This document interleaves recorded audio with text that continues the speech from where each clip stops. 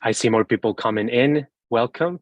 We will start in a few minutes. We're just waiting for everyone to come in. We are live, so we can start now.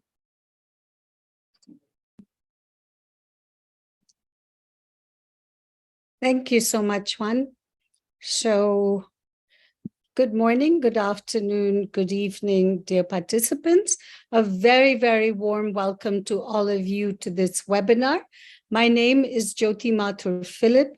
I'm the Executive Secretary of the Intergovernmental Negotiating Committee to develop an international legally binding instrument on plastic pollution, including in the marine environment, the INC. This is the second webinar in our series of technical webinars that we are hosting together with Ambassador Meza Quadra, the chair of the INC, over the coming weeks. Today's webinar is the first of two webinars where we want to give observers to the INC process the opportunity to share information from their written submissions ahead of the third session of the committee. As you know, the third session, INC 3, is scheduled to take place from 13th to 19th November in Nairobi. It follows the session we had in Paris in May this year, INC 2. In Paris, the committee decided to invite submissions from observers on elements not discussed at INC 2, such as principles and scope of the instrument, and potential areas for intersessional work. These submissions were due by 15th August. Overall, we have received over 200 submissions from 130 observers, which have all been uploaded on the INC 3 website. So there is clearly a lot of interest in the work of the INC, and we are very, very grateful for all these important inputs into the process, which we are reading with interest. The webinar is an opportunity for those of you who have submitted views to highlight some of your key messages and amplify your salient points from these submissions. As you know, member states will make their submissions on 15th of September, and hopefully they will be listening in today.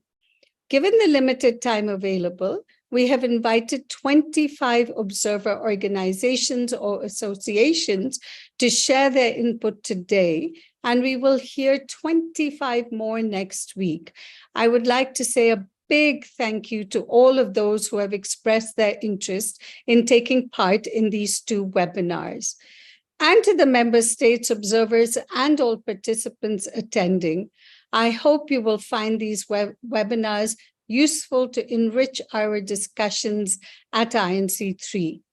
Before I close, I would like to take this opportunity to remind everyone that registration for the third session of the INC is still open for observers until 6th October. We were very pleased to see a big jump in the number of registrations last week and hope that more of you will join. Now, let me hand over to my colleague, Kerry, for some housekeeping remarks. Thank you. Kerry, you have the floor. Thank you very much, Jyoti, and warm welcome to everyone. So I would just like to highlight a few practical points for this event before we start. This webinar, as well as the subsequent ones in the series, will be held in English. Note also that the session is being recorded, and the recording will be posted on the INC3 webpage. And the webinar is also being live streamed right now on YouTube, and you can access the link to that in the event section of the INC3 webpage. And as you just heard today, we'll have a large number of interventions, so we'll have to manage our time quite strictly. And today, each presenter will have a maximum of 3 minutes for their intervention, and a timer will be displayed on the screen to help them to manage their delivery. Also note that in the interest of hearing as many presentations as possible, we will not be open a Q&A session today, but presenters will, of course, be able to share their details with participants through their presentations. Please use the chat box if you experience technical difficulties, but as I mentioned, we will not be opening a Q&A. As always, we also wish to remind all participants of the Code of Conduct applicable to United Nations Systems event, which is available on our webpage. The UN system is committed to enabling events at which everyone can participate in an inclusive, respectful, and safe environment. So we count on each of you to help us uphold this commitment today. So this concludes our practical announcements for this event, and I'll now hand over the floor to Ambassador Meza-Quadra, the chair of the INC, to introduce the event. Ambassador, you have the floor. Thank you very much. Good morning, good evening. As chair of the INC, I am delighted to welcome you to the second webinar in our series in the lead up to INC 3. Observers are key stakeholders in our process, and we have already greatly benefited from you and from your valuable inputs and contributions, and look forward to continue doing so, including through the webinars like this one. Ahead of INC2, we had shared a similar type of webinars where observers had been invited to highlight some of their key messages and amplify salient points from the submissions. Given the very positive feedback we received from members on how these webinars contributed to the preparation of the following meetings, we have decided to continue with this practice. It is very encouraging to see that so many organizations representing a very wide range of interests and expertise have provided input into our further work ahead of the INC3. These will no doubt be as valuable to members of the committee as they were in the preparation for INC2 and INC3 right now. I would like to remind you that this webinar and subsequent webinars in our series are not intended to prejudge any aspect of the negotiations at INC3. These technical webinars are merely intended to provide additional information to enrich our discussions. With this, I will hand the floor to Juan Pablo from the Secretariat to facilitate the intervention. Thank you very much. Thank you very much, Ambassador Meza-Quadra. Dear participants, it is a pleasure to connect with all of you and to see such a high engagement and participation from observers in today's webinar. I see many of you joining through Zoom and also on YouTube live stream. To begin the interventions from observers, I would like to give the floor to Lilian Cora, who is the representative from the International Society of Doctors for the Environment. Over to you, Lilian. Thank you very much. Well, breaking the ice. ICE proposals are reflected in the documents sent to the Secretariat and includes, on the scope, we think that due to the mandate of UNEA, or for a legally binding instrument on plastic pollution, including in the marine environment, all along the full life cycle, it is important to define what is going to be included and regulated. It has not yet been defined in INC and 2, which is the moment of the life cycle that will be taken as a starting point for the regulation in the legally binding instrument. For example, we should include upstream processes, plastic precursors, plastic production, diverse processes and their impacts, intentionally produce and use nanomicroplastics and their waste, and downstream plastic waste management. As the negotiation is on plastic pollution, it is important to begin to focus on pollution and not only on plastic waste management, because they are not the same. On the potential areas for intersectional work, ICE suggests 5, impacts and urgent interventions focusing on the main environmental health and biodiversity impacts and urgent measures to protect them. 2, on indicators, identifying indicators like bio indicators to evaluate the current scenario and the impacts on effectiveness. 3, on already existing instruments. 4, on essential plastic products, including alternatives, and 5, on intentionally produced nanomicroplastics.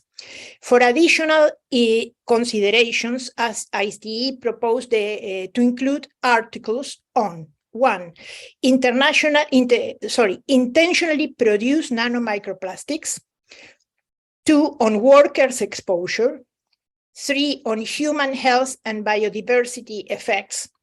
4, on indicators, including bioindicators, to understand the current situations and follow up in the time of the implementation of interventions. 5, on access to information, and on the cross-cutting points and connections with the other international materials. Last but not least, also we suggest to include in the budget resources for the capacity building and information to consumers and producers.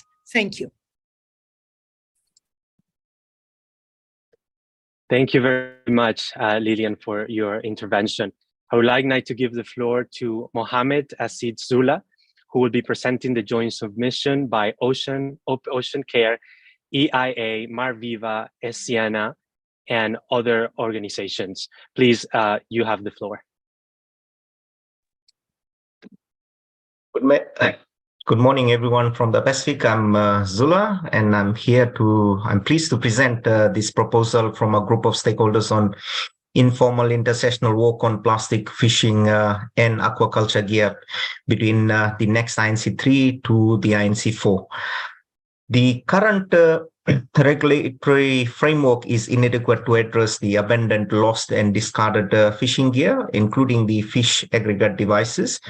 It is proposed to establish a comprehensive global framework that addresses the challenges related to plastic fishing and aquaculture gear, preventing the ALDFGs. To achieve this, what we are proposing is a dedicated program suggested aiming to create a global strategy. And this program would coordinate existing efforts, integrate guidelines, and support policy development at regional and national level. This program could encompass some of the following components.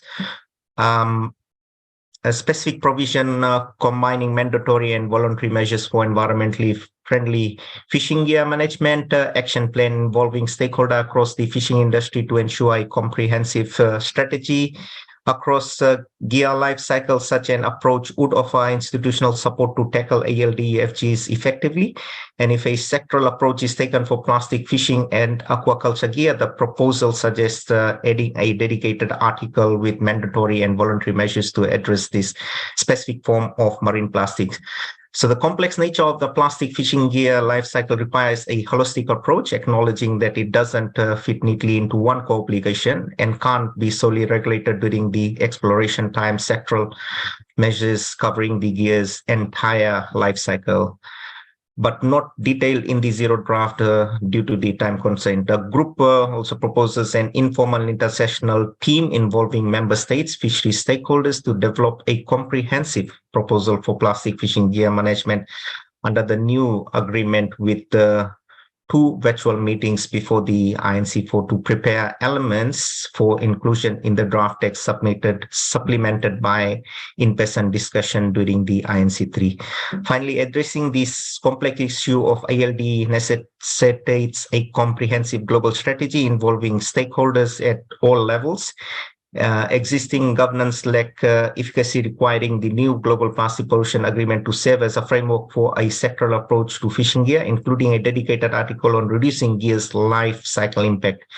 Collaboration between existing instruments would also clarify roles, knowledge sharing, and funding alignment, and the treaty presents a chance to rectify the limitation in current efforts and enable ambitious and holistic action against the Pacific's pollution source. Thank you very much. Thank you very much, Mohamed. And I would like to give the floor now to the Center for Human Rights and Climate Change Research, the representative Omo Yemen Lucia Odije Emmanuel. Please, you have the floor. Good day, colleagues. Thank you. In terms of scope of proposed treaty, we want the proposed treaty to include specifically the subject scope, the territorial scope, and the convergence and interlinkages. In terms of subject scope, it should, include plastic in its full life cycle. The treaty should identify plastic waste classified in several categories, including hazardous, toxic, and plastic waste subject to transboundary movement. It should identify corporate entities whose conduct results in plastic pollution in its scope. It should align with other international law and treaties in its preamble, general provisions, and annexures. Then in terms of territorial scope, it should determine that the scope, territorial scope, will be to regulate plastics strictly, and the treaty should be binding on each party and extend to their entire territory, including the state's land, territorial waters, and air space. Then it's finally, in terms of scope, it should integrate convergence with climate change, chemicals, and integrate legal, social, and technological and economic aspects of interference and integration with plastics. And it should also speak to cooperation in dissemination of information on transboundary movement of hazardous plastic waste. Then in terms of principles, we recommended that the principles that should guide the proposed treaty should include establish international environmental law principles, human rights principles, and principles on responsible business ethics. In terms of international environmental rights principles, we emphasize again the principles set out in the Stockholm Declaration and the Rio Declaration. Then we also state that those principles should recognize inclusiveness, integration between rights and gender aspects. It should also include the respect for human rights and responsible business practices by corporations and business entities. Specifically, it should include common concern for humankind, duty to prevent environmental harm, common but differentiated responsibilities, and precautionary and prevention principles. Then in respect of an enforcement mechanism, it's our recommendation that the enforcement mechanism for implementation mechanism should include compliance, both at the international and national level. It should include administrative framework, institutional strengthening framework, and coordination mechanism. There should be a means for implementation and oversight mechanism. There should be a mechanism for subsequent decision making. We'll stop here. Thank you. Thank you very much, Omoyemen. And a kind reminder to all the participants speaking to please keep your time maximum 3 minutes. I would give the floor now to the representative from the Center for Science and Environment, Siddharth Sain. Please, you have the floor. Hello, everyone. My name is Siddharth, and I work with the Center for Science and Environment in India. We made a submission in the part A of the submissions. I'm not able to change my slides for some reason, but anyways, let me just continue this way. So in terms of scope, we believe that the resolution 5/14 already outlines the scope of the legally binding instrument. And we also believe that the INC Secretariat has the capacity and the bandwidth to kind of support the INC members to actually define the scope if needed. In terms of the life cycle of plastic, we have to be very clear that, it has been observed that the life cycle of plastic, this phraseology has been interpreted differently by different stakeholders, but it's very important to understand that the life cycle phase has to begin from extraction and sourcing of raw materials and has to go till the waste management and the scientific disposal part of it.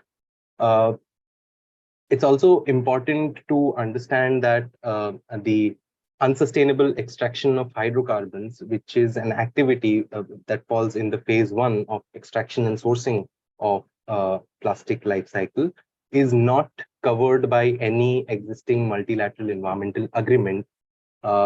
The MEAs are limited to addressing plastic waste, transboundary movement of plastic waste, emissions from plastic production, and plastic waste in the marine environment. So it becomes very important that this particular instrument does focus on the midstream and the upstream part of the plastic life cycle.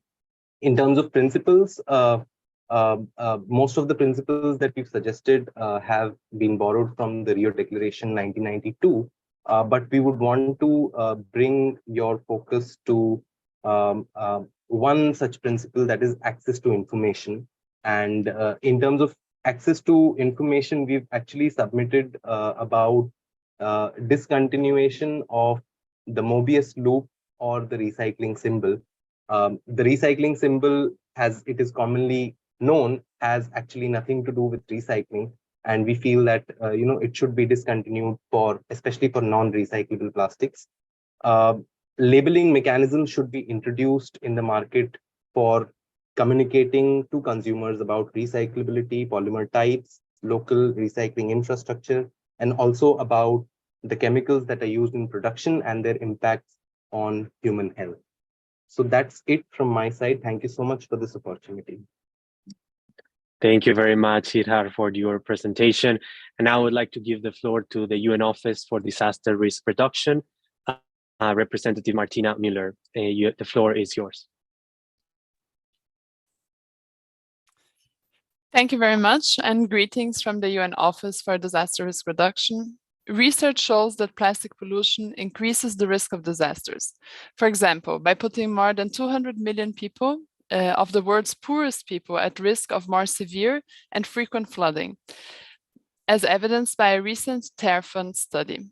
Plastics also reduce ecosystems' ability to adapt to climate change and are a substantial contributor to greenhouse gas emissions.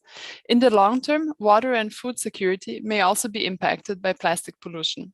So our first recommendation is to include, as part of the rationale for addressing plastic pollution, the preservation of ecosystems' resilience and the reduction of the risk of disasters.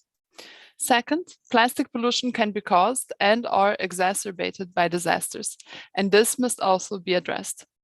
Plastic pollution is aggravated by transportation disasters, particularly during ocean shipping. These disasters have released thousands of polymers into the environment just in the past few years.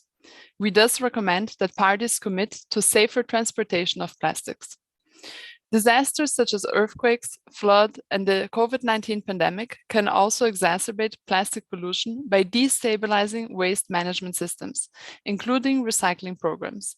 Designing resilient waste management and related infrastructure is thus critical to avoid the increase in plastic pollution when disasters hit. In addition, disasters also increase the consumption of single-use plastic, for example, by relying on bottled water and disposable PPE during emergency relief efforts. A commitment to developing and employing alternatives to non-essential use of plastics in these situations is thus key. We also propose including the principle of risk-informed decision-making in the new instrument. This principle is set out in the Sendai framework for disaster risk reduction and strongly applies in the plastics case. Decision-making should be centered around reducing the risk of disasters and negative environmental, economic, and social consequences. In fact, plastic pollution can in and of itself be characterized as a slow onset disaster originating from a technological hazard, according to definitions in UN Report A/71/644. And finally, we suggest that the preamble reaffirm the global commitment to the Sendai framework, considering that UNEA determined that the new instrument shall promote cooperation and coordination with relevant conventions, instruments, and organizations. Ensuring that it is aligned with the Sendai framework, which addresses technological disasters, is thus key to avoid duplications or contradictions. Thank you, and please do reach out if you have questions or comments. My email is on the screen. Thank you very much, Martina. And now I would like to give the floor to Emmanuel Bautista from CITEO. You have the floor. Yes, thank you very much, Juan. So we will like first to thank the UNEP Secretariat for the organization of webinars and for giving the opportunity to observers to present their submission. A few words on CITEO. CITEO is a French producer responsibility organization for the implementation of extended producer responsibility, EPR, for household packaging and graphic paper. In the framework of the negotiation for an international treaty on plastic pollution, we would like to advocate the integration of the EPR model within the future instrument. First, regarding the scope of the future instrument, an holistic approach addressing all aspects of plastic production, use, and management is necessary. By including every stage of the value chain, the treaty can target key sources of pollution and encourage sustainable solutions throughout the life cycle of plastics. Therefore, a particular attention must be given to the most polluting, prevalent, and easily replaceable plastic products. But it does not mean neglecting other aspects of plastic pollution. Efforts should be made to promote the circular economy, reuse, recycling, and the development of sustainable plastics. Consequently, it is necessary to develop extended producer responsibility mechanism, particularly focusing on packaging. EPR will contribute to indispensable missions already flagged by UNEP: strengthen waste management, fees for eco-design, reduction of the use of packaging, reuse, fight against littering, inclusive transition of the waste informal sector, and information and behavior of citizens.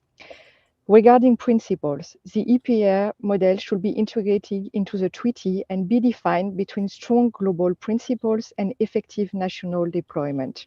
Several principles must be taken into consideration: a solid legal framework that includes a state's control, an international obligation with national deployment, and the covering of the entire plastic value chain.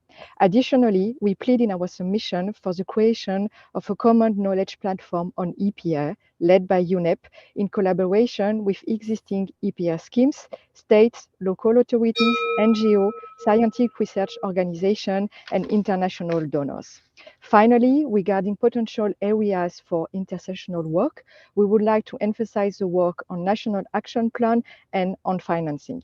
I thank you very much for your attention, and I remain at your disposal to exchange on this proposal ahead of the next round of negotiations. Thank you.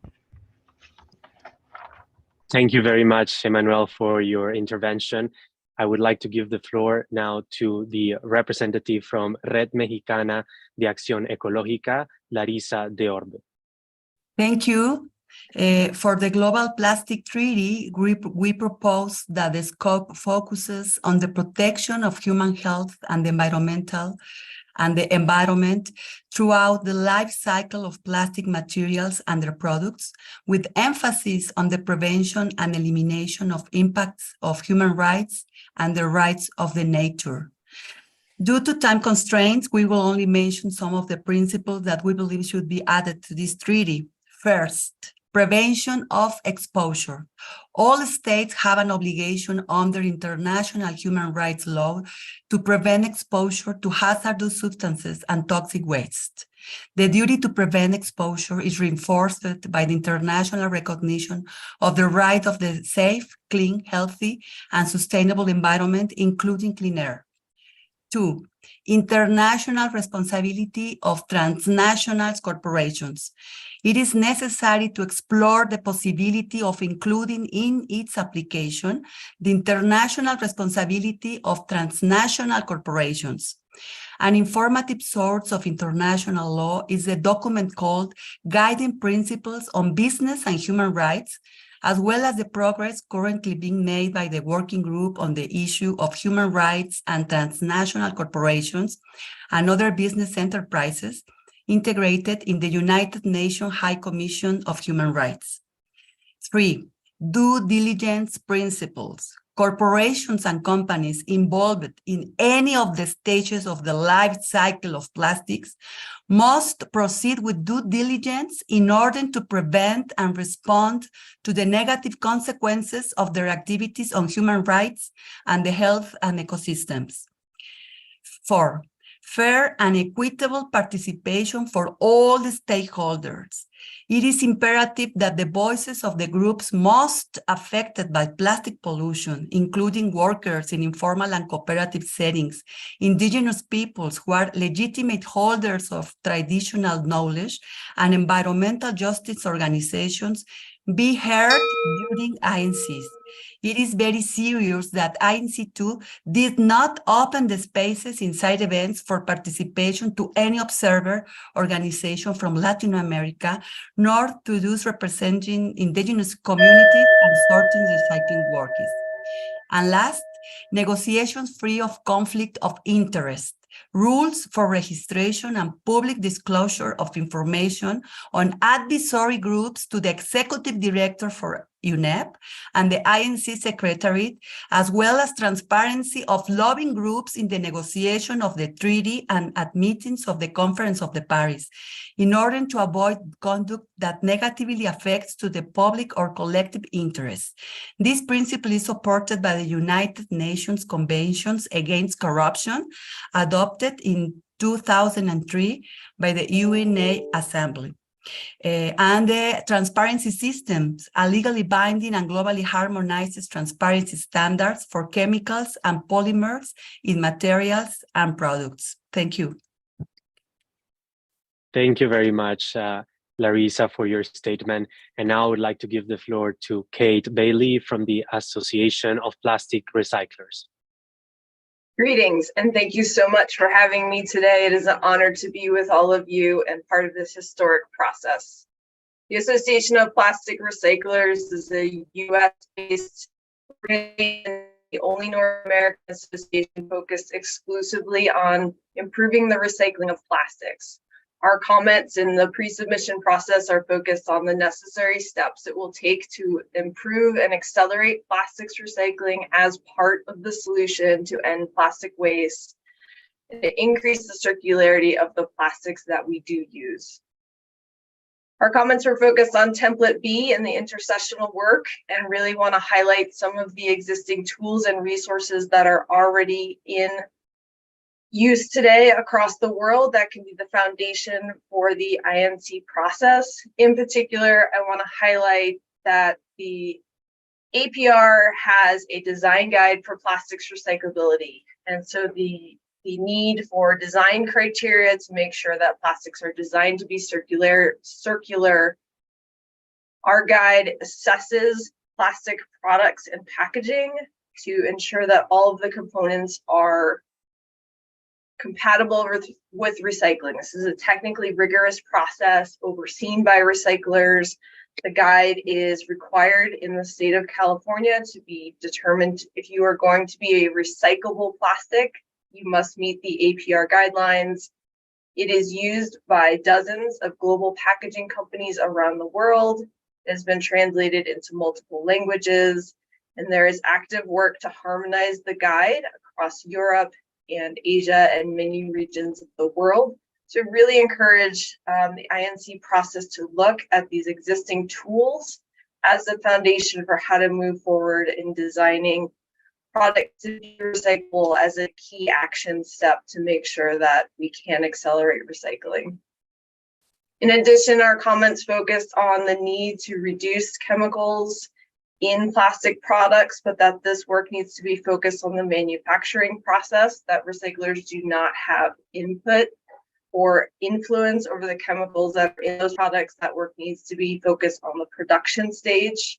We also wanted to voice our support for the US Plastics Pact decision matrix around problematic plastics, in particular that any work around problematic plastics must be part of a dynamic framework, that packaging design and recycling systems are changing.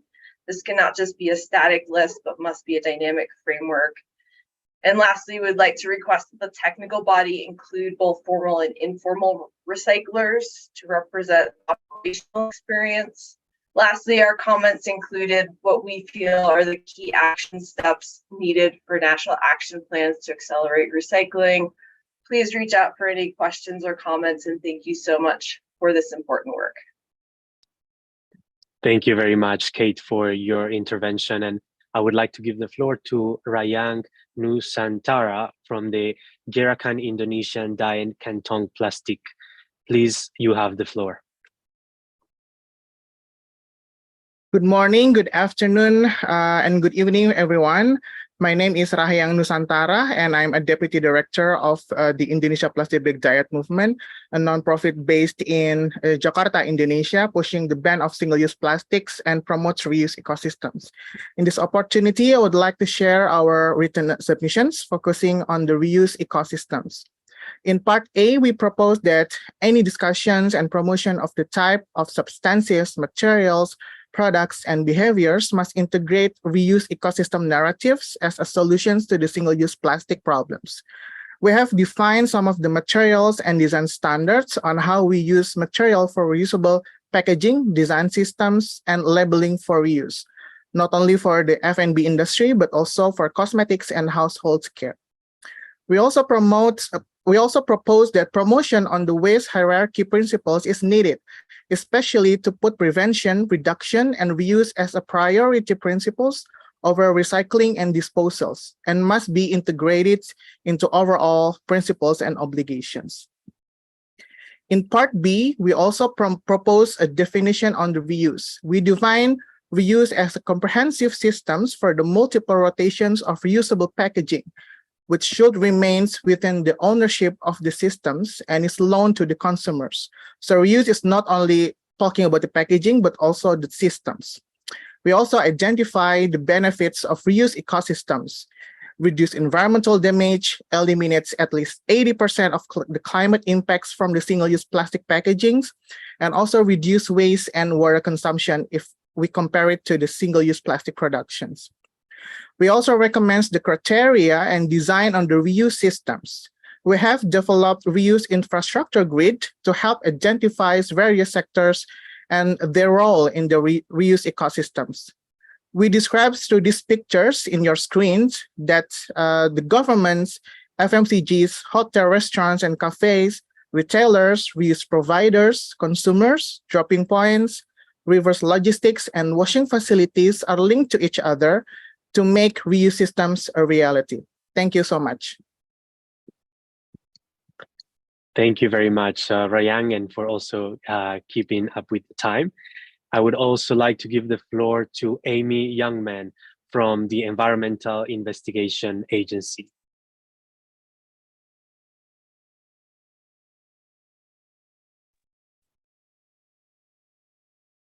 Thank you. Good afternoon. Thanks for having me. Environmental Investigation Agency submitted 2 individual submissions on template A and B, as well as contributed to joint submissions, which you can find on fishing gear, microplastics, and reuse. You can find the name of those on the screen. Today, we're going to focus on the submission, our own singular submission. So on submission A, due to the short time, I'll just say that EIA does not support lengthy negotiations on scope or principles, but encourages member states to integrate principles into the treaty text in meaningful ways, and our submission gives examples of that. Regarding other areas of work, we think that the treaty should have a standalone provision establishing subsidiary bodies for scientific, technical, and economic assessment. Our submission explores what roles and responsibilities those subsidiary bodies could include and key considerations like code of conduct and conflict of interest. On submission B, EIA supports many areas of intersessional work. Our joint submissions explore some of those areas. However, in our submission, we focused on core obligations 1, 3, and work on financing. We focused on these areas because we think that their inclusion will be critical to the success of the treaty, and despite member states expressing support at INC 1 and 2, the limited time for negotiations did not allow a proper exchange of views. So for core obligation 1, member states supported the establishment of global targets on the production of primary plastic polymers with the need to include reporting and monitoring requirements to determine their production, use, import, and export. Our submission includes potential scope for intersessional work, which can include, and among other things, the most appropriate baselines, measures, and mechanisms, including potential listings for an annex for virgin plastic polymers targeted for both production limits and elimination.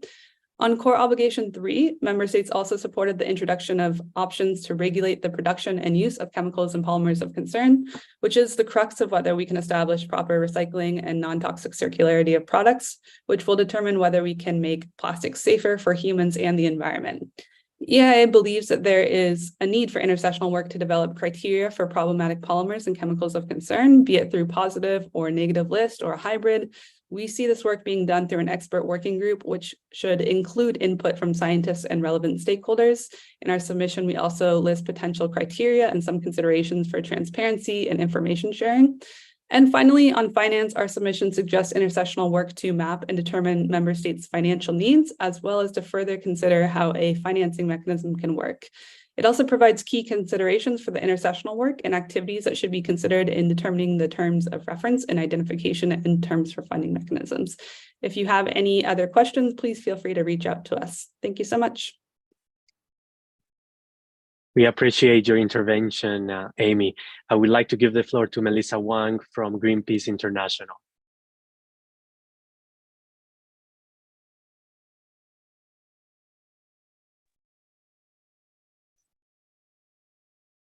Hello, colleagues. I'm Melissa speaking on behalf of Greenpeace, and we believe an effective international legally binding instrument should follow the principle of the zero waste hierarchy, prioritizing upstream measures for progressive and substantial reduction in the production of plastics and ensure a just and inclusive transition.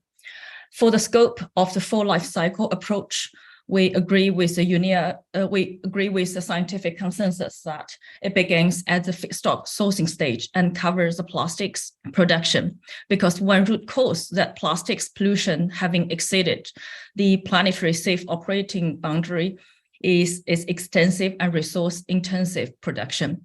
The instrument must include the principles in the Rio Declaration and a few others, one being the zero waste hierarchy.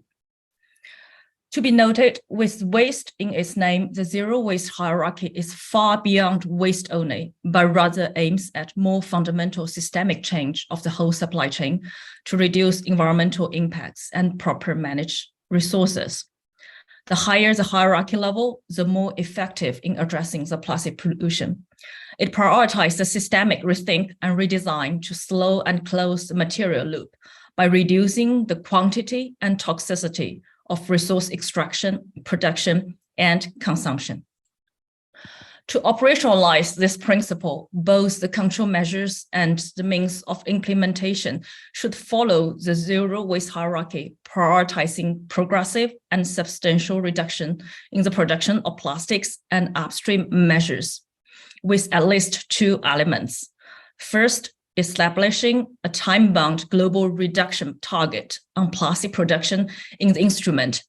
And there's already a proposal of at least 75% reduction launched during INC2, serving as a potential starting point for discussion. And second, for an effective instrument, it's important for the financial mechanism not only to consider its institutional status, the source of funding, but also to allocate the financial resources following the zero waste hierarchy. Therefore, a landscape mapping and assessment of how current financial resources are allocated compared to the zero waste hierarchy on all levels should be included in the intersessional work, possibly be part of the proposed intersessional finance mapping work. This will serve as crucial input for shaping the financial mechanism envisioned within the new instrument. So this is just a small part of our submission. For more details and our contact, please refer to our submission on the INC website. And at the end, we should all be reminded that the reality check is not only about political reality. Equally, if not more important, is about the reality that the scientific community keeps reminding us. The action is now, and the action needs to start from production reduction to bring us back to the safe operating space of the Earth. Thank you. Thank you, Melissa. I would like to give the floor to Nanette Medvedpo from the HopeX Environment Group. Thank you. Good afternoon. Plastic credits constitute a critical financing mechanism to ensure we can address the legacy and growing amount of plastic waste entering the environment today. It can help address both environmental and social issues and incentivize capital investment in long-term circular solutions. The transition to a circular economy will require investments of over 1.2 trillion US dollars, and part of that can come from credits. Credits can be issued against every ton of post-consumer plastic waste that has been verified to be collected and properly managed and should adhere to minimum requirements on transparency, impact, and legal compliance. Clear, rigorous, and transparent standards for this work will be needed to ensure that bad actors do not exploit this mechanism for greenwashing. It should require the assurance of additionality of waste diversion and compliance to safeguard systems that protect all stakeholders. Unlike carbon emissions and the challenges that come with carbon credits, plastic is a tangible material that can be more easily tracked through collection, transport, and processing. Properly incorporated plastic credits in EPR policy can then enable and accelerate on the polluter pays concept. For example, in the Philippines, which has one of the more ambitious EPR policies for plastics, it is requiring companies to take responsibility for 80% of their plastic packaging footprint by 2028. Offsets encourage the avoidance and reduction of plastic footprints while offering these obliged enterprises a way to align their impact towards their broader environmental and social goals. Credits may also be allowed by governments to be purposely directed towards the establishment of new recycling and processing capacity through infrastructure credits.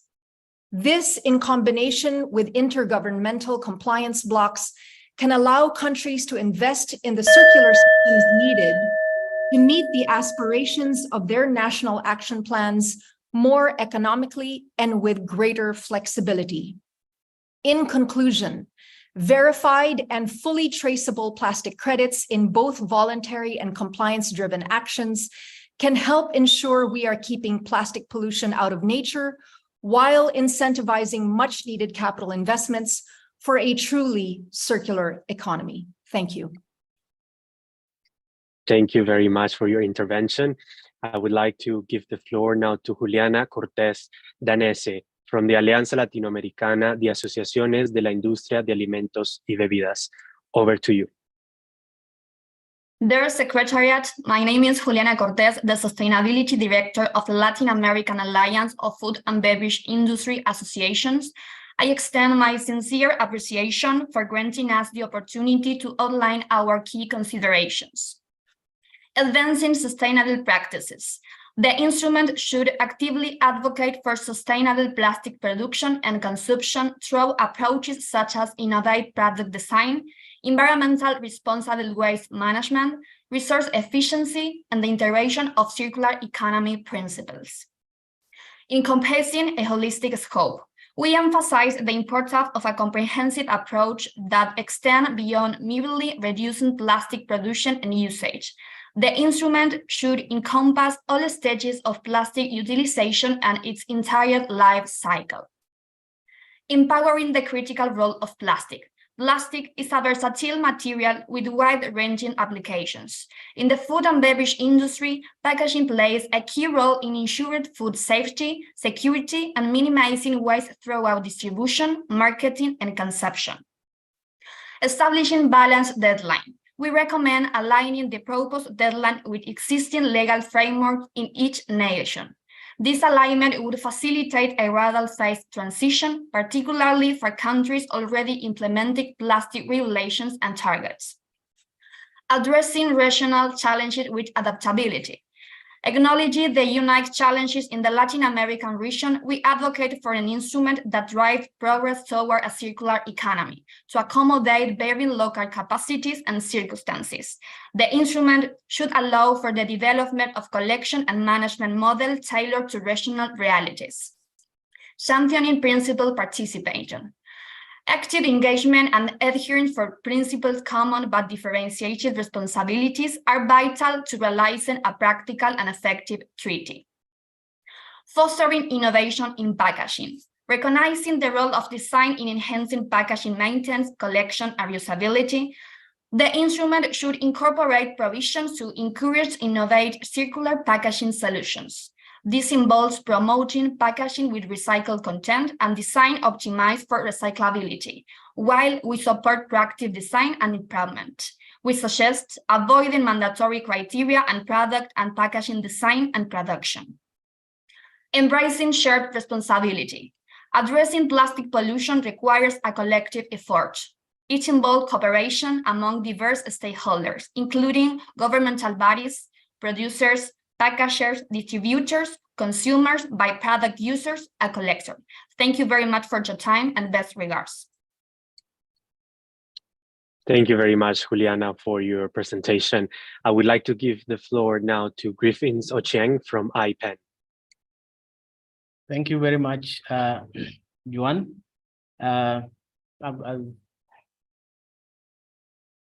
My name is Griffins Ochieng from Center for Environment, Justice and Development, based in Nairobi, Kenya, and IPEN Toxic Plastic Working Group co-chair.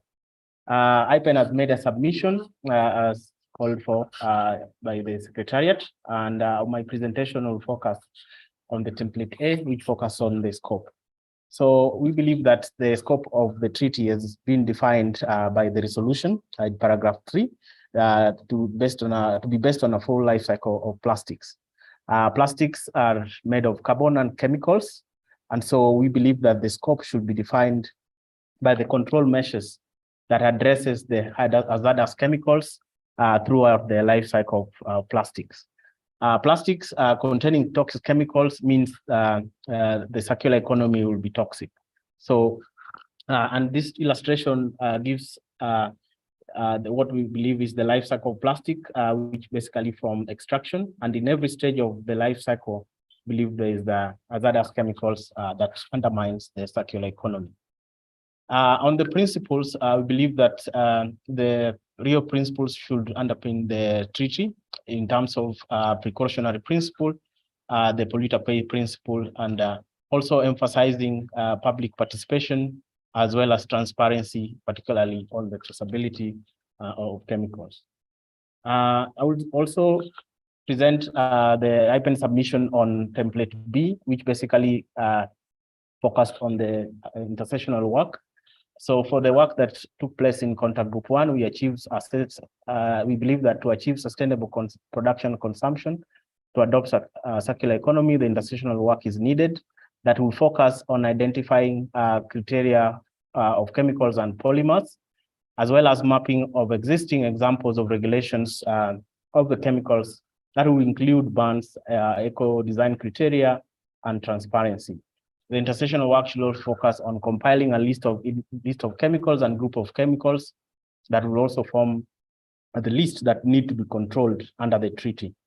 On the means of implementation, I believe that there's need to establish a multilateral fund for chemicals and waste cluster, and as well as explore the means of extending the responsibility of producers across the national borders. We also believe that the need to assess the need for financial support in implementing the treaty as a core part of the intersessional work that need to take place, particularly on the means of implementation. I thank you very much. IPEN is a network of over 600 organizations in over 120 countries. Thank you very much.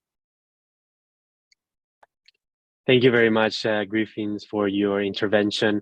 I would like to give the floor to the Center for International Environmental Law, who would be represented by Rachel Radvany. Over to you.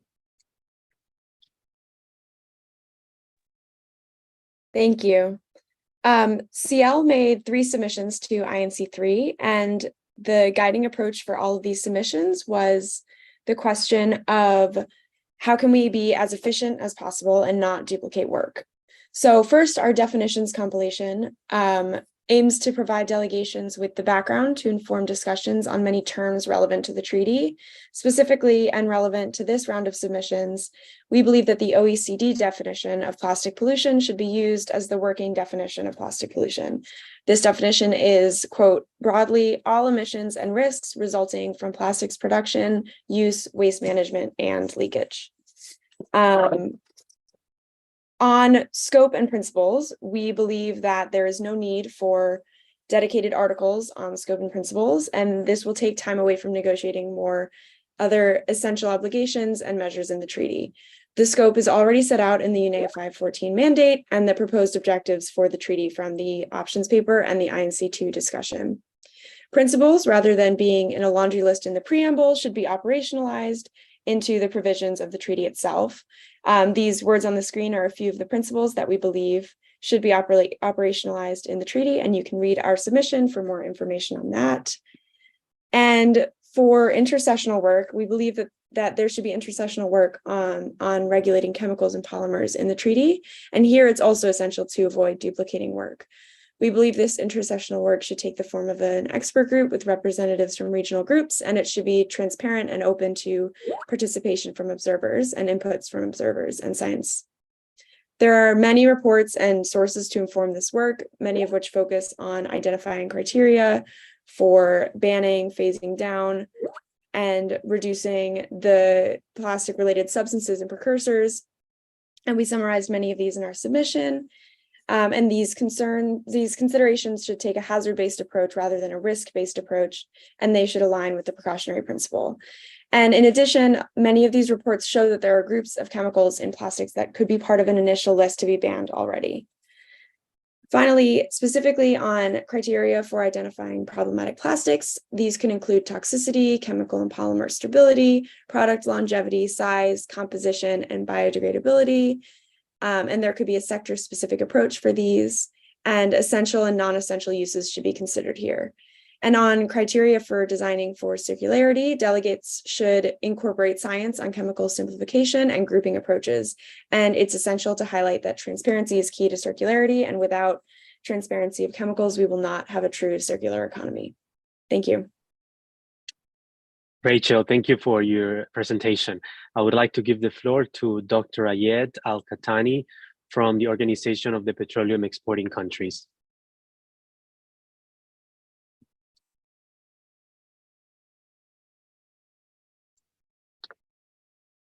Dr. Ayed, your microphone is muted.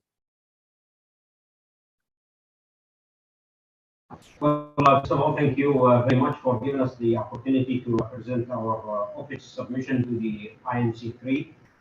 In our view, it's very critical that the future instrument focuses on plastic pollution, quote unquote, including the marine environment and its root cause, which is the release of the end-of-life cycle plastics into the environment. Overstretching the instrument's scope and coverage can only override the initial mandate given by the UNEA resolution, which is titled, quote unquote, End Plastic Pollution. To support the achievement of sustainable development, the role of sustainable production and consumption of plastics in the context of circularity cannot be overemphasized. The instrument should embrace science-based and target approaches to support environmentally sound management of end-of-life plastic waste, and to replace the proven hazardous additives with environmentally sound additives without undermining the many benefits of plastic for sustainable development. Non-hazardous chemicals, including polymers, are inevitable in a circular system and cannot be restricted. The instrument need to consider the specific needs and specific circumstances of developing countries. They particularly need policy space to implement their nationally determined measures. The sustainable production and consumption of plastics, including the substitution of more emission-intensive material and products, has the potential to reduce emissions.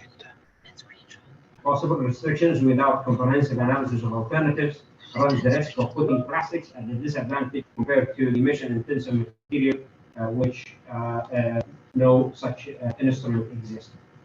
As a guiding principle for its implementation, the instrument must ensure involvement with just transition. It should be guided by cooperation and international support based on common but differentiated responsibilities and respective capabilities.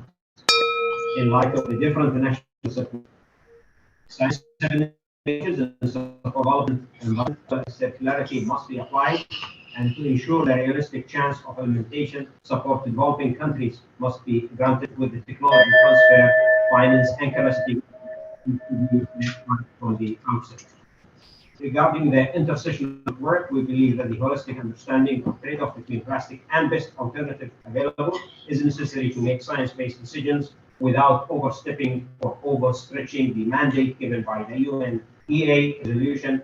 And in conclusion, we at OPIC are willing and prepared to collaborate constructively in the important endeavors going forward. Thank you. Thank you very much for your intervention. I would like to give the floor now to the representative from the Global Alliance for Incinerator Alternatives, Representative Serene Rashid. Please go ahead. Thank you, Chair. Gaia prepared a trio of submissions to support negotiators for INC3. Our submission on scope and principles recommends that the INC respect the scope defined in UNEA Resolution 514, covering all plastics and associated pollution across their whole life cycle with no exception, beginning with the extraction of raw materials. Our resources for negotiators include a table specifying what is covered for each life cycle phase.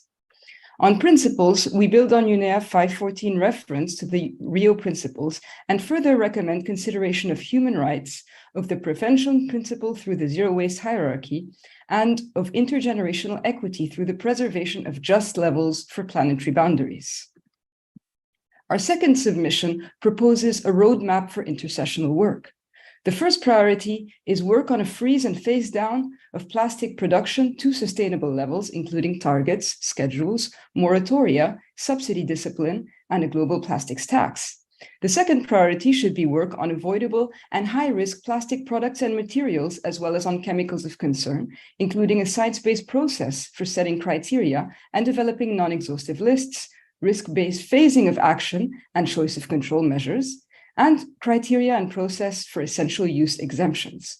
The third priority should be work on criteria and processes to identify and assess sustainable alternative systems, such as reuse, as well as materials that enable a global plastics phase down while protecting human rights and respecting planetary boundaries.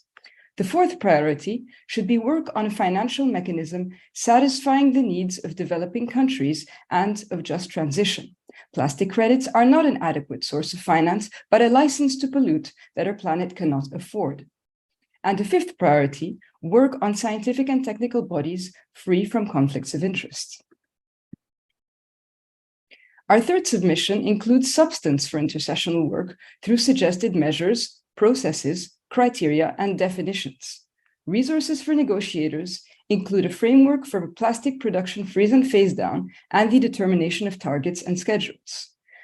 Tables with criteria to group plastic products and materials and to identify those that are the most high risk through the nature and scale of the harm they represent. Also, a table proposing a framework for the phasing of control measures based on whether plastic products and materials are high risk and currently avoidable. Also, a table identifying criteria to assess sustainability across the life cycle, whether for plastics that would remain in circulation or their alternatives, as well as for processes, considering both traditional eco-design criteria as well as impacts on planetary boundaries. And finally, a framework for essential use exemptions. Thank you for your attention. Thank you very much, Serene, for your intervention. I would like to give the floor to Marisa Naido, who will be presenting on behalf of NIPE FAJO in collaboration with civil society organizations from Africa.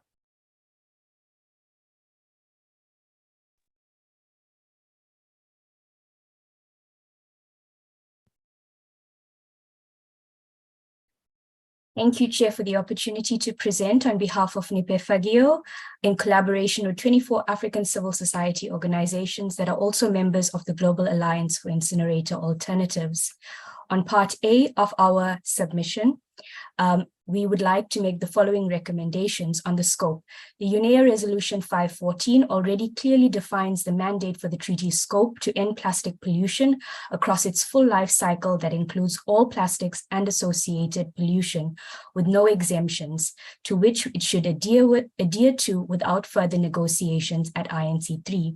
However, within our submission, we have gone on to provide a common understanding of what is meant by full life cycle and all plastics as well as associated pollution.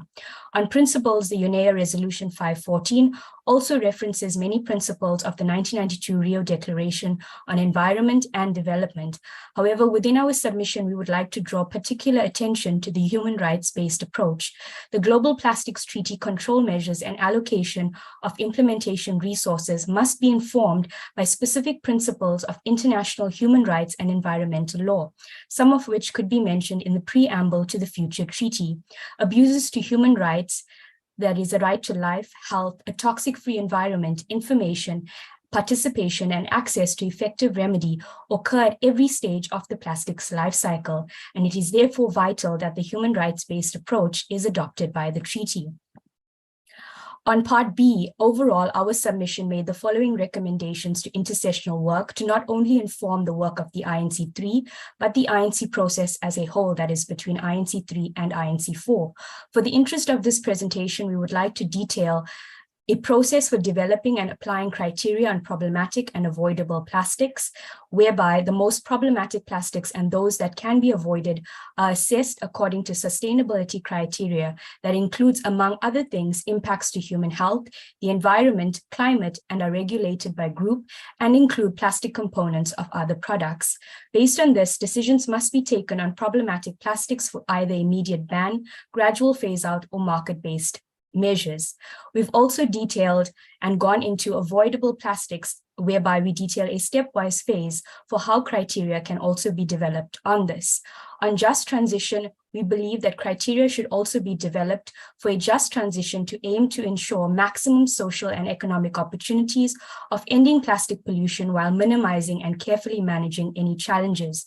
Just transition should also focus on preventing new and similar dependencies from being created by targeting systemic change and setting a framework for equity.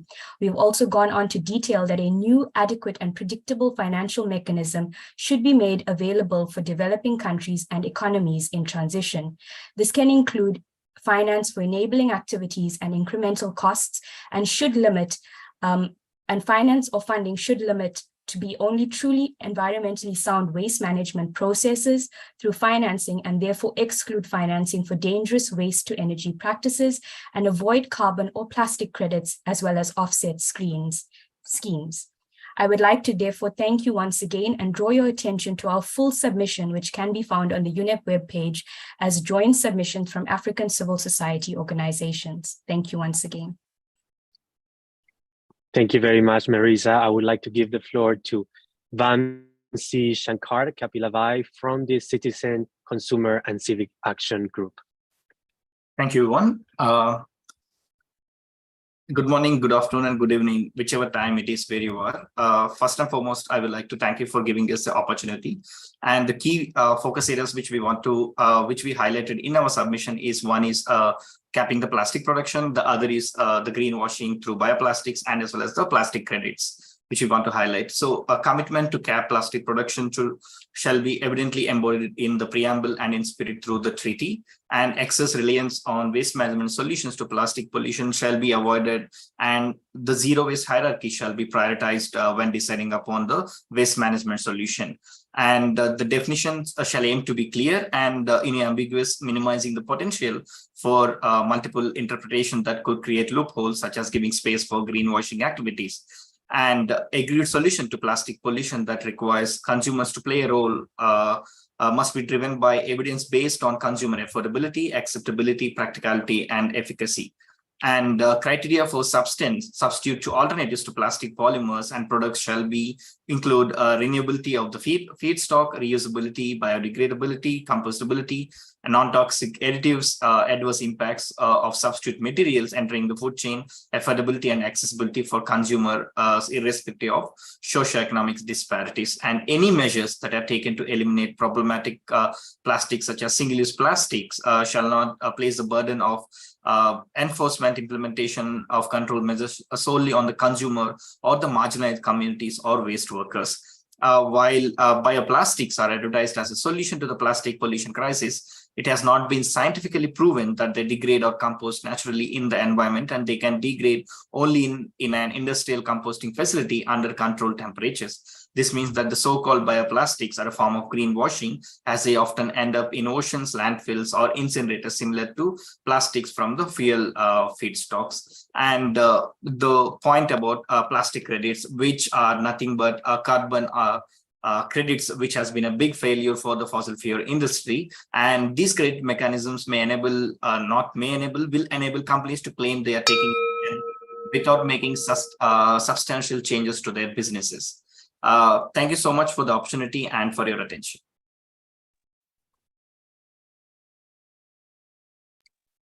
Thank you very much for your intervention. I would like to give the floor to Consumer International, the representative Madhuvanti Rajkumar. Thank you. Good evening, everyone. I'm Madhuvanti, presenting on behalf of Consumers International, the membership organization representing over 200 consumer groups worldwide. We serve as their voice in international policy-making forums and the global marketplace, striving to ensure the fair, safe, and honest treatment of consumers. Consumers are one of the key stakeholders in the Global Plastics Treaty, as every one of us is impacted by the consequences of the plastic pollution crisis, monetarily and in terms of human and environmental health.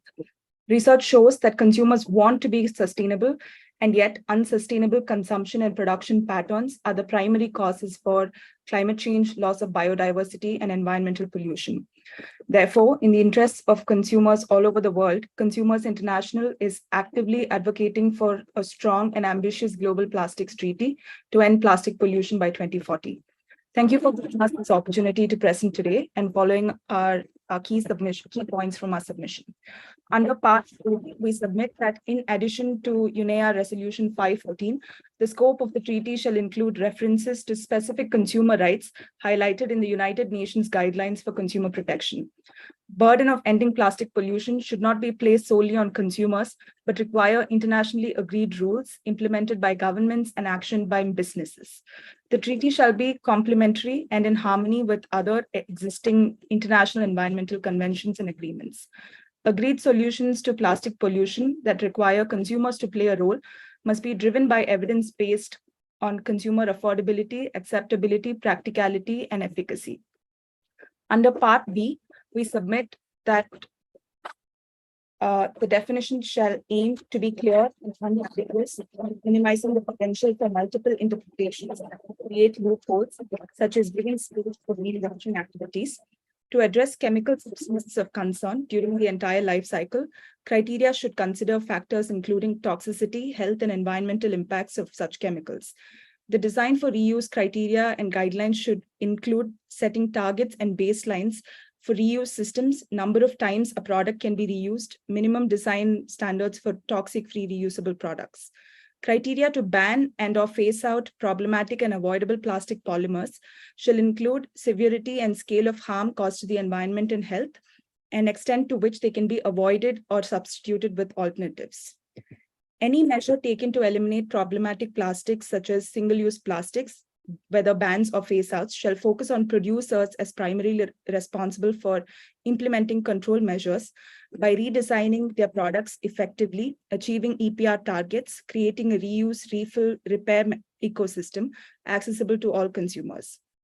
Bioplastics, while advertised as a solution to the plastic pollution crisis, do not degrade naturally in the environment and require industrial composting, making them difficult to manage in countries with limited waste management infrastructure. This means the so-called bioplastics also often end up in landfills, oceans, and incinerators. Finally, the principles of prevention, precautionary, and polluter pays shall be the key pillars to deal with the issue of intentional and unintentional release of microplastics. We hope our inputs will be favorably considered, and thank you for your time. Thank you, Madhuvanti. I would like to give the floor to Jashaf Shamir Lorenzo from Ban Toxics.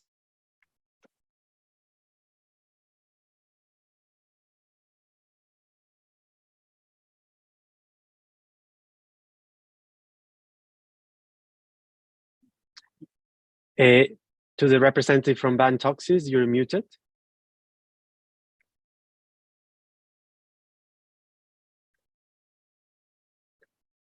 Please turn on your mic so we can hear you.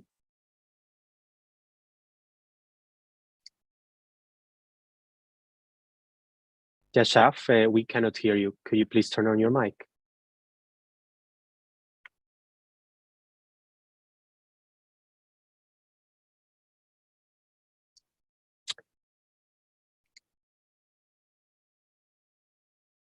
Jashaf, Shamir, we cannot hear you, so could you please turn on your mic?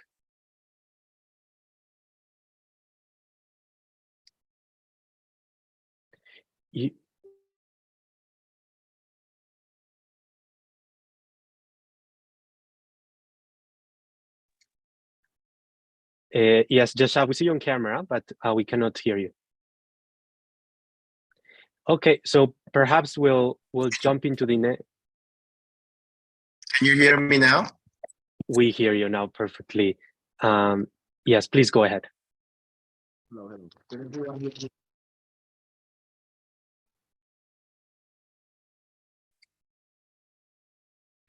Hello, hello. Yes, please go ahead. We hear you. Okay.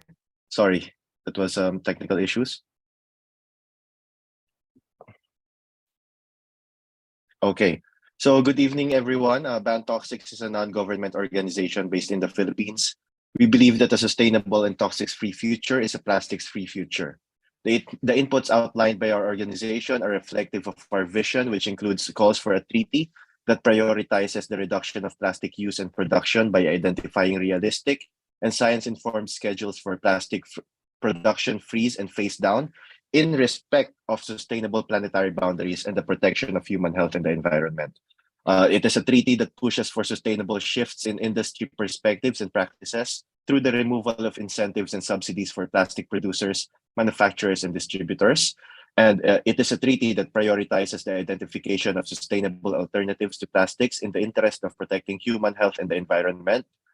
In this context, this refers to plastics or chemicals in plastics that are known carcinogens, endocrine disruptors, and related substances that are known to be persistent, bioaccumulative, and toxic in the environment.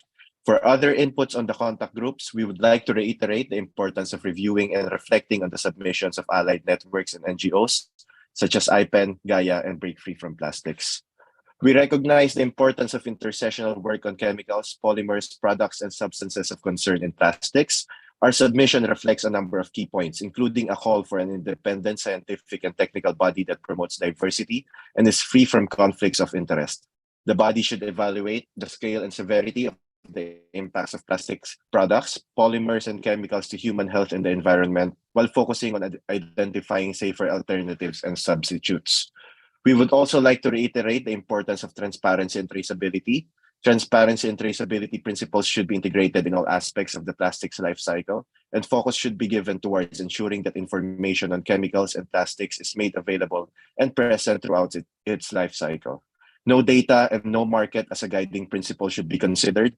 Chemicals without available information on toxicity should not be allowed to enter market.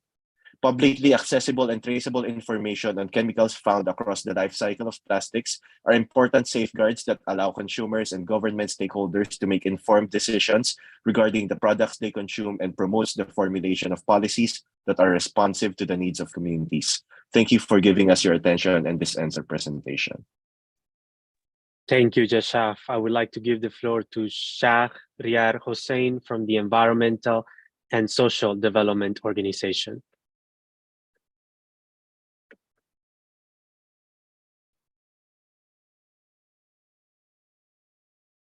Can you see my slide? We see you, but we don't see the slides. Now? Yes, we see the slides. Please go ahead.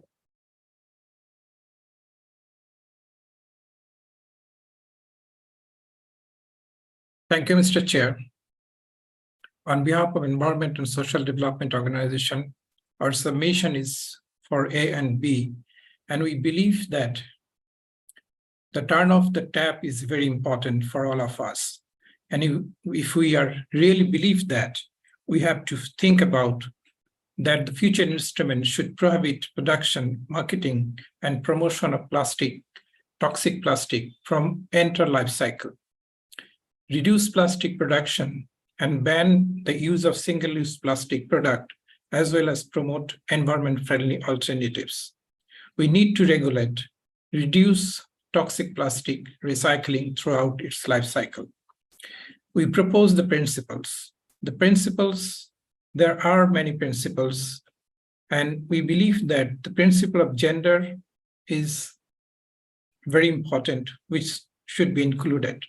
Principle of the polluter pays, CSR, sustainability, equity and justice, cooperation, zero waste hierarchy, indigenous people's participations. These are the most important principles that we should be include in the treaty text. Chemical and waste management, we need to address the chemical used in the plastic, which is carcinogen, toxic, patholate, should be banned in the process of manufacturing. Mr. Chair, information on the definition is the important part. The plastic should be defined. It is defined already, but it need to be narrowed. Plastic additives, plastic alternatives, microplastic, plastic pollution and environmental health impact. The design, the criteria, transparency, the criteria. We have to think about the inevitable plastic polymers, the chemicals, the biphenyl, BPA, patholate, PVC, microplastic, plasticizers, and many others. We have to consider the release of the microplastic in our environment through many sources, aquatic, environment, sewage, and other sources. So we propose that we have to close the tap and we have to finally introduce that the transboundary movement of the plastic, hazardous and toxic plastic should be addressed and prohibited. I thank you, Mr. Chair. Thank you very much to Shahriar for his statement, and I would like to give the floor to Sofia Schlezak from the United Nations Institute for Training and Research, UNITAR. Thank you very much. Okay, so hello everyone. My name is Sofia Schlezak. I work as a training assistant at the UNITAR Chemicals and Waste Management Program. And thanks to the Secretariat for giving us this opportunity of sharing what we are doing. And this presentation we have created in collaboration with Christophe Ducat from UNECE as well. So first, UNITAR would like to contribute to identifying the needs of each member by supporting their understanding and identifying challenges and opportunities during and after the negotiations. In this regard, we would like to offer our support to work closely with countries or regions and provide training on technical and administrative aspects of chemicals, plastic management, and waste management, including technical officers and negotiators. This exercise will allow for more effective and informed participation during the negotiations and will also facilitate the ratification of the instrument and its implementation. During this process, we will also be able to identify in which areas members need or will need specific support for the preparation, adoption, and implementation stages. Second, we would like to contribute to the discussions about the scope of the national action plans and analysis of MEAs in relation to monitoring and best practices. One option that could be explored is to create a small working group that could lead specific sessions, not only to inform about existing tools and mechanisms, but also to consult and propose options. After this dissemination and consultation process, this group will have to prepare a document with the suggested elements for a national action plan. And here, we will also like to point out the importance of considering and adapting to existing tools on which UNITAR and UNECE have extended experience and leadership. First, we have the national profiles that could provide a comprehensive view of the national situation related to plastic management. And then we have the pollutant release and transfer registers. Those are existing reporting mechanisms to obtain and monitor data to support decision-making that could be adjusted to the plastic conversation as well. So thanks for listening. Please do not hesitate to contact us for further information. We will be glad to meet interested partners and explore our adoptions in these areas. Sophia, thank you for your intervention. I would like to give the floor now to Kate Lotman from the International Council of Beverages Associations. Thank you. Good morning and good afternoon. My name is Kate Lotman. I am the Executive Director of the International Council of Beverages Associations, which represents the global non-alcoholic beverage industry. Thank you, Secretariat, for this opportunity. The global beverage industry is a proud member of the Business Coalition for the Global Plastics Treaty, and as such, we support an ambitious, legally binding instrument that covers the whole life cycle of all plastics, including clearly defined upstream and downstream measures to reduce our reliance on fossil fuel-based virgin plastics and address plastic pollution in order to support a circular economy. To achieve this, the scope of the instrument must ensure all sources of plastic pollution are covered, complement and support existing agreements, and include a review mechanism over time to enable the evolution and strengthening of the instrument. The ICBA is generally aligned with the principles outlined in Appendix 1, Section D of the options paper, and would like to specifically emphasize the importance of transparency and reliance on best available science, waste hierarchy, extended producer responsibility, and social rights, including those of informal waste workers. The treaty will enable harmonized global policy to achieve our collective goal of ensuring that our packaging never becomes waste. It is critical that all countries have the right combination of access, ability, and incentive to implement best practices. To achieve this and beyond what I have already said, we believe additional priorities for the instrument should include harmonized definitions, standards, and reporting, criteria to support circular design of packaging and other products, and reuse as a complementary solution to other packaging sustainability efforts, such as packaging reduction, redesign, and recycling. We are pleased to continue participating in this process, and we are willing to constructively engage and share our firsthand expertise across all areas and geographies. We are also intent on listening and learning from others. Thank you for your time. Thank you very much, Kate, for your intervention. I would like to now give the floor to the Friends World Committee for Consultation, Representative Ronald Stimlick. Yes, good morning, good afternoon to everybody who's on this, and thank you for the opportunity to present our work. I'm a senior technical advisor to the Quaker United Nations office, which is representing the Friends World Committee for Consultation.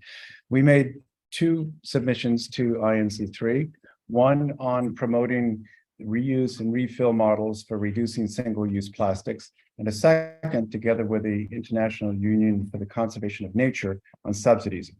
The joint submission with the IUCN notes the importance of including binding commitments to ending subsidies that stimulate the production of plastics, and it examines what elements should be included in text on subsidies, drawing on common elements from existing agreements on subsidies. Among these elements is language defining the scope of the commitment, so what stages of the production process should be covered, defining what qualifies as a subsidy. We recommend sticking close to the WTO definition of a subsidy. How to deal with the issue of specificity. So that's the question of if there are subsidies, for example, for energy use in the production process that are not targeted only at plastics production. What kinds of disciplines to use? And we recommend prohibitions on all subsidies that benefit current or future production. And then we also examined various other issues, including the notification of subsidies and how to account for national circumstances and capabilities. So it's a very big topic. It's a long submission. We encourage any governments or observers interested in working with us to improve clarity on the amount and nature of subsidies to plastics to contact us at the email addresses given in the submission. Thank you so much for listening to my presentation. Thank you very much, Ronald. And thank you very much for these very rich and insightful interventions to all of you and to all of the attendees. As we have now come to an end of our webinar, I will hand over to the Executive Secretary of the INC, Jyoti Mathur Philip, to close this event. Over to you. Thank you so much, Juan. And thank you, everybody, for participating in this very, very interesting webinar. I hope the clock of 3 minutes helped us keep to time. And I'm glad you are not timing me. So thank you, Juan, for that. As I said, I've listened closely to all of you, and I'm very thankful to each of you who have shared your interventions today. As Ambassador Mesa Quadra has pointed out, observers are vital to our process, and we believe your views are of utmost importance to inform member states' positions as we progress to our third session. I also want to thank all of you for attending this webinar. I hope that you found the interventions useful in your preparations for INC3, and might I also encourage you to navigate to INC3 website, Part A and Part B, and Part A will inform the synthesis report. I look forward to our next webinar, which will take place on Tuesday, 5th September, where we will have another round of interventions from observers.